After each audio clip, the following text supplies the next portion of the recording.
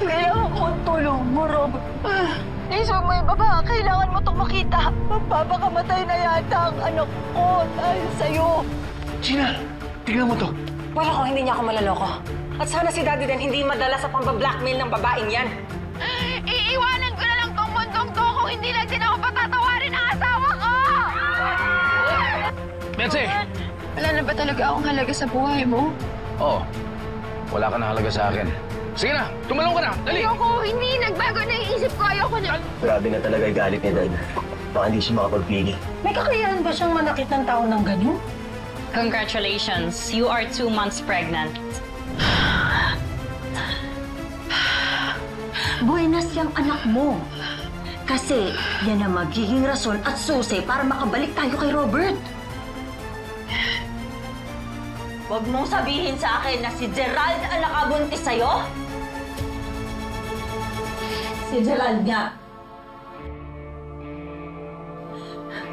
Ang tanga-tanga mo! Pera na naging bato pa! Paano tayo ngayon? Ha? Buwisit ka talaga? Nagpabuntis ka sa wala ring pera? Tanga-tanga mo!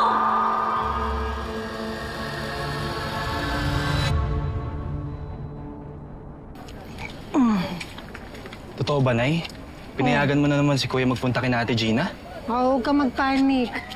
Nangako ang kuya mo na hindi lalapit para iwas gulo. Ba't pa kasi siya nagpunta? Gustong masilip ng kuya mo ang mag-ina niya kahit sa malayo. Miss na niya si Mindy. Diba naman? What about... And the sheep goes... Ba... And the cow goes... Moo. Moo.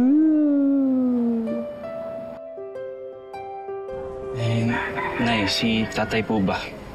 Nung nalaman yung hindi talaga siya nagka-amnesia at hindi na rin niya kayo binalikan nung nagkaroon siya ng bagong babae sa Cebu. Ano pong naramdaman niyo? Siyempre galit na galit ako. Napakasakit na niloko niya ako. And then, oh yeah, the cow, look. I'm sorry, anak.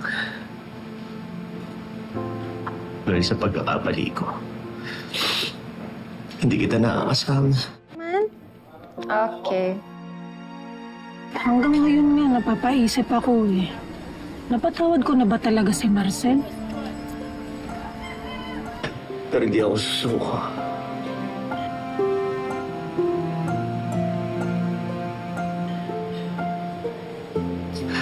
Ilalaban kita. Kaya naiintindihan ko si Gina.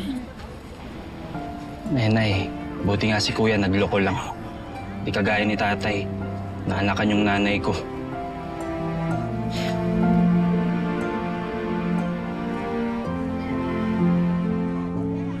Antayin mo lang si Daddy, ha?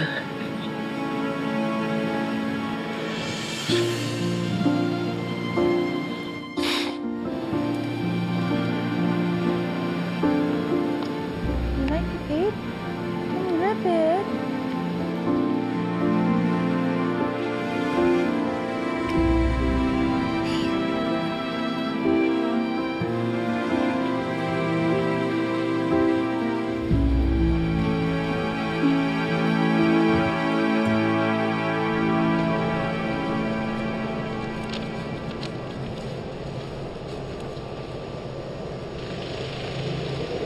Salamat, ha? Robert? Sir. Ano na naman to, Susan? Ginagawa mo rito? Alam ko namang hindi ka na makikinig sa kahit anong sabihin ko dahil sirang-sira na kami mag-ina sa'yo. Bakit ka pa nagpunta rito? Dahil meron ka kailangan malaman na importante. Okay, anong gusto ninyo? Kailangan nyo ng pera pang hospital. Kailangan nyo ng pera pang ulam. Pera-pera lang naman to eh. Sige na, sabihin mo na sa akin. Sira-sira na talaga kami sa'yo, no? Baba na ng tingin mo. Pero sige, tatanggapin ko yan. Alang-alang sa apo ko. Ano? Apo mo? Buntis si Betsy. buntis ang anak mo. At ikaw ang tatay.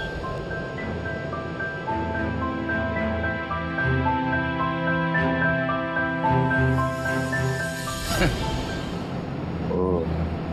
Ba't ka tumatawa? Masaya ka? Wow, talaga hindi kayo titigil, no? Para makuha niyo yung atensyon ko. Believe talaga ako sa efforts niyo mag-ina. Hindi kami nagpapapansin sa'yo. Totoo yung sinasabi ko. Eto, dala ko lahat ng katibayan. Pregnancy test niya, pati yung lab tests nandiyan dyan. Ito, may reseta pa nga siyang binigay ng doktor kung anong iinumin niya para sa baby. Sige na. Kahit na anong katibayan pa ang pakita mo sa akin, hindi niyo na ako mabobola yan. Sige na, okay na yan. Okay na yan. Kahit... Di sumama ka sa akin. Matutunayan ko sa'yo. Don't waste my time. Nasa Lias Medical Center ngayon si Betsy. Nagpapa-ultrasound siya. Patutunayan ko sa'yo na buntis ang anak ko.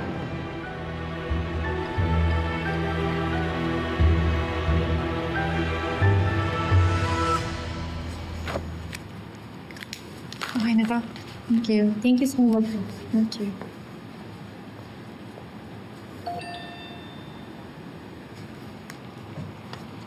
Alam kong hindi ka pa handang patawarin ako. Sige, tatanggapin ko. Pero sana, huwag nating idamay ang bata. Gusto ko sana makita si Mindy. Kahit saglit lang. Please, Gina. Nakikiusap ako.